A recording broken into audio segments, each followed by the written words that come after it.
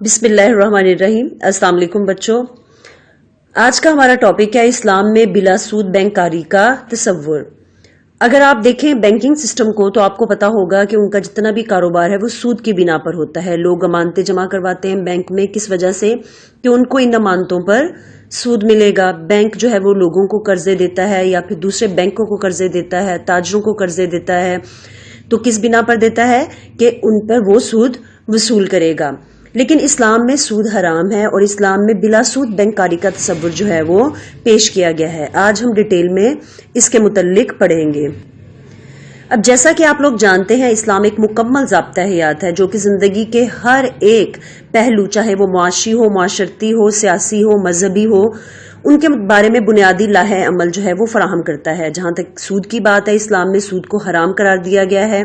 वहां इसके मुतबादिल यानी कि इसकी जगह कि कैसा मजबूत इक्तिसादी निज़ाम जो है वो पेश किया गया है, जिसकी बुनियाद सूद के खोखले निज़ाम की बजाय तिजारत के मजबूत निज़ाम पर है। दौरे जदीद में बैंकारी निज़ाम के फ़रोग़ को मईशत के लिए बहुत बड़ी अहमियत हासिल है, लेकिन मुरव्वजा निज़ाम बैंकारी सूद की असास पर है। मुरव्वजा यानी कि जो राइज किया गया है, इस वक्त जो राइज है, जो दुनिया में चल रहा है।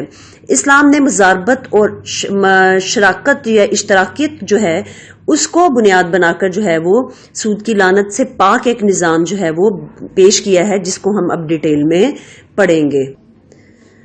अब मजारबत क्या होती है? सबसे पहले हम मजारबत पढ़ेंगे। मजारबत का लफ्ज अल-गुर्ब से निकला है। किससे निकला है बच्चों? अल-गुर्ब से, ठीक है ना।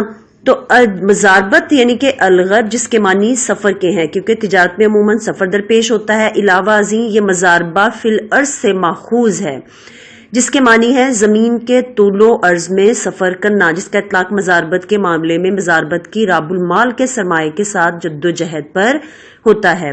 बड़ी शॉर्ट फॉर्म में या आसान अल्फाज में हम कह सकते हैं कि मजारबत से मुराद है दो या दो से ज्यादा अफराद के दरमियान ऐसा मामला या मुआहिदा जिसमें एक फरीक जो है वो सरमाया फराहम करता है, जिसको हम राबुल माल कहते हैं, और दूसरा फरीक सानी जिसको कहते हैं, वो इस सरमाए से कारोबार करता है। यानी कि एक शख्स सरमाया फराहम करेगा, दूसरा इससे कारोबार करेगा, और इस मुआहिदे के तहत कि इस कारोबार के मुनाफे में से एक मुअय्यना निस्बत से हिस्सा मिलेगा। यानी कि दोनों जो है, जो मुनाफा हासिल होगा उसको एक स्पेसिफिक पोर्शन से आपस में तकसीम कर लेंगे। इस मामले में राबुल माल यानी कि जो सरमाए का मालिक है वो सरमाया फराहम करता है, और मजारिब इस सरमाए पर मेहनत करके इसमें इजाफा करता है। इस तरह होने वाले मुनाफे को फरीकान पहले से मुअय्यन करदा निस्बतों से तकसीम कर लेते हैं। अब मजारबत के जवाबित या असूल कवायद क्या हैं? कारोबार शुरू करने से पहले और मजारबत राबुल माल की तरफ से सरमाया फराहम करने के बाद सरमाए की हैसियत अमानत की सी होती है, और अमानत की हिफाजत मजारब की जिम्मेदारी होती है। कारोबार शुरू होने के बाद मजारिब की हैसियत राबुल माल के वकील की सी होती है। कारोबार में नफा होने की सूरत में दोनों को मालियाती मुआहिदे के शरीक की मतलब के मुताबिक एक दूसरे का हिस्सा मिलेगा, और हर शरीक को मुयना और तयशुदा निस्बत से मुनाफे की तकसीम की जाती है। अगर मजारबत मनसूख हो जाए तो ये मामला रोजगार की शक्ल इख्तियार कर लेगा और मजारबत की हैसियत मुलाजिम की होगी।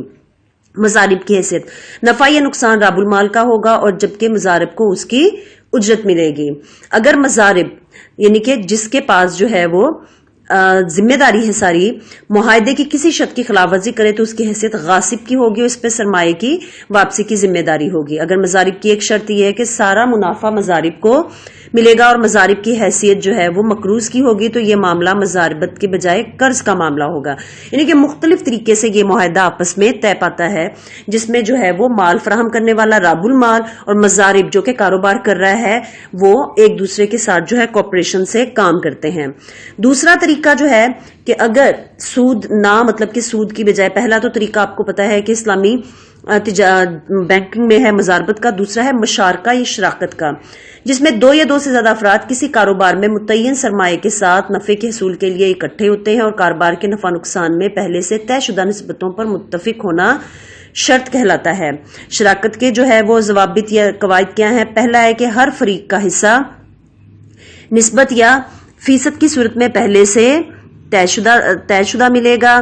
دوسری بات کہ نفع کی تقسیم کے سلسلے میں فریقین کے سرمایہ عملی شمولیت اور ذمہ داری کو پیش نظر کر نفع جو ہے اس کو متعین کیا جائے گا، جیسے مزاربت میں کیا گیا ایسے ہی.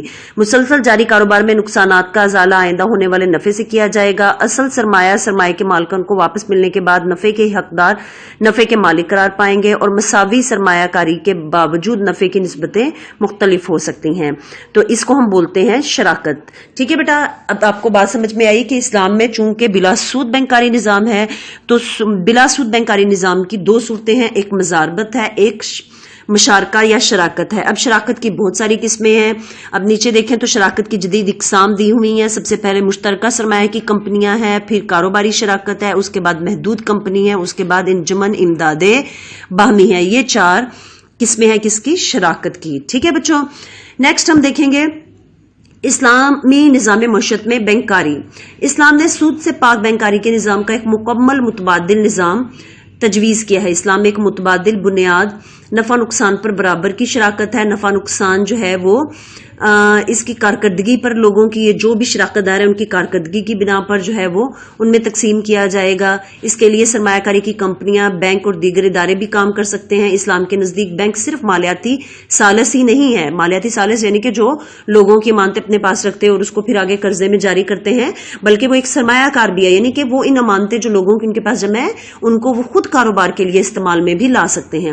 اس لیے غیر سودی بینک جو ہے محض مالیاتی ضمانت پر قرضہ نہیں دے گا، بلکہ مجوزہ منصوبے کے قابل عمل ہونے کا جائزہ بھی لے گا. اب بلا سود بینکاری نظام میں عملی پیش رفت جو ہے مسلم دنیا میں سب سے پہلے تو ملائیشیا میں ہوئی. ملائیشیا مرکزی بینک 1988 میں قائم ہوا، جس کے عمومی فرائض میں کام تجارتی بینک کے ہیں. لیکن 1989 میں ملائیشیا میں حج کے خواہشمند لوگوں کے لیے ایک ادارہ قائم کیا گیا، جہاں لوگ اپنی بچتیں جمع کرواتے حسب ضرورت قرض لیتے تھے. اور پھر اس دور میں 1270 حصے داروں سے اس ادارے کا قیام عمل میں لایا گیا. آج حصے داروں کی تعداد تقریباً 15 لاکھ سے بھی زیادہ ہے. اس ادارے کا قیام 46,000 ملائیشیائی رینگٹ سے ہوا تھا. رینگٹ جو ہے وہاں کی کرنسی ہے، اور آج اس کا سرمایہ جو ہے وہ تقریباً $2 ارب سے بھی زیادہ ہے. یہ بلا سود بینکاری نظام میں اسلامی دنیا کی پہلی کوشش. دوسرا، سعودی عرب میں اگر جائزہ لیں تو نیشنل کمرشل بینک سعودی عرب میں قائم ہوا. اس کی 161 برانچیں نہایت مستعدی سے اسلامی بینکنگ نظام کے تحت اپنی خدمات سر انجام دے رہی ہیں. 1975 میں اسلامی بینک دبئی بنا. اسی سال اسلامی ترقیاتی بینک جو ہے IDBP قائم ہوا، جس کی شاخیں بشمول پاکستان اور تمام ممالک اسلام میں کام کر رہی ہیں. 2 ہولڈ ینگ کمپنیاں یعنی کہ بڑی ملٹی نیشنل کمپنیاں، ایک جو ہے وہ دارالمال اسلامی جس کے تقریباً 30 بینک یا سرمایہ کاری کی کمپنیاں یا انشورنس کمپنیاں مختلف ممالک میں کام کر رہی ہیں. تمام ادارے بشمول البرکہ گروپ اسلامی بینکنگ کے فروغ کے لیے کوشاں ہیں. یہ تو تھا اسلامی دنیا میں بلا سود بینکاری کے نظام سے جو کاوشیں کی گئی ہیں ان کا جائزہ. اب ہے پاکستان میں بلا سود بینکاری کا نظام. تو بچوں، پاکستان میں بلا سود بینکاری کا نظام کا سب سے پہلے آغاز ہوا جولائی 1979 میں. پہلے 3 مالیاتی ادارے شروع کیے گئے، جن میں سب سے پہلے پاکستان سرکاری سرمایہ کاری کارپوریشن، پھر قومی سرمایہ کاری ٹرسٹ، اور لاسٹ میں تعمیر مکانات کی مالی کارپوریشن تھا. اب جناب، مشترکہ سرمایہ کی کمپنیوں کی حصص کے لیے پاکستان میں طریقہ کار کیا ہے یہاں پہ کہ مشترکہ سرمایہ کی کمپنی کی حصص کی خریدار کمپنی کے کاروبار میں ایک معینہ حد تک حصے دار بن جائیں گے، اور انہیں شراکتی مدتی سرٹیفکیٹ جاری کیے جائیں گے. وہ منافع اور خسارے میں برابر کے شریک ہیں، یعنی کہ اگر کمپنی جو ہے وہ منافع کماتی ہے تو ان کو منافع ملے گا، اگر اس کو خسارہ ہوتا ہے، نقصان ہوتا ہے تو انہیں نقصان ملے گا. دوسرا، جنرل ضیاء کے اسلامائزیشن عمل کے نتیجے میں جن بینکوں میں اصلاحات قابل عمل کیا گیا ان میں PLS یعنی کہ پروفٹ لاس شیئرنگ کھاتے کھولے گئے. بینک یہ رقم غیر سودی کاروبار میں لگاتے ہیں. سال میں 2 مرتبہ منافع میں حصہ جو ہے وہ امانتدار وصول کرتے ہیں. منافع کی شرح سال مختلف ہوتی ہے. یہ نظام تمام بینکوں میں 1 جنوری 1981 سے نافذ ہوا.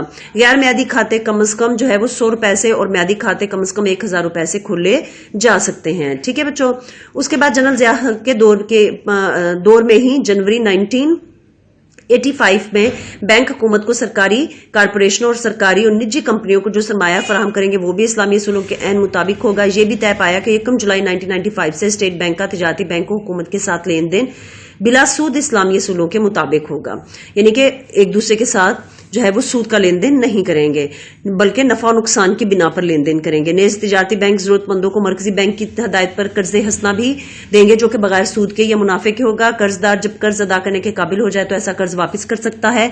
आमतौर पर ऐसे कर्ज जो है वो तलबा तालबात को तालीम और तरबियत के दी जाते हैं।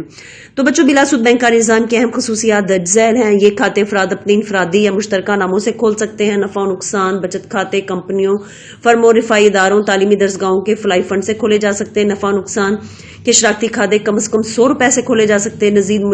नेज मौजूदा सूदी खातों से भी रकूम नफा नुकसान की शराकती खातों में तब्दील करवाई जा सकती है। मुनाफे में शिरकत करने के लिए हर नफा नुकसान के शराकती खाते में कम से कम 100 रुपए का बैलेंस हर 6 माही में रखना होगा। बचत खातों के अलावा नफा नुकसान मेयारी शराकती खाते भी खोले जा सकते हैं, जो कम से कम 1000 रुपए के हो सकते हैं। तो बच्चों, ये था जो है वो सूद के बगैर मुआशी निज़ाम। आपको पता है तिजारती निज़ाम इस्लाम में जो बैंकारी निज़ाम है सूद के बगैर, उसमें 2 तरीके हैं, मज़ारबत और मशारका, ठीक है ना। फिर हमने ये देखा कि जो है वो इस्लामी दुनिया में पहले मलाइशिया में, उसके बाद सऊदी अरेबिया और दूसरे ममालिक में किस तरीके से जो है वो इसको परवान चढ़ाया गया है बिला सूद जो है वो तिजारती या बैंकारी निज़ाम को। उसके बाद पाकिस्तान में इस सिलसिले में कौन कौन सी एफर्ट्स हुई हैं।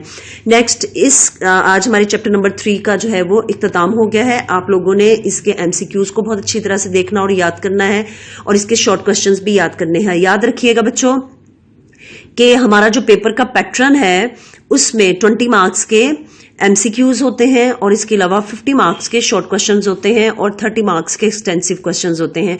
तो आप जो भी चैप्टर पढ़ाया जाए, जो भी टॉपिक पढ़ाया जाए, आप उसके शॉर्ट क्वेश्चन MCQs को लाजमी याद रखिएगा, याद कीजिएगा।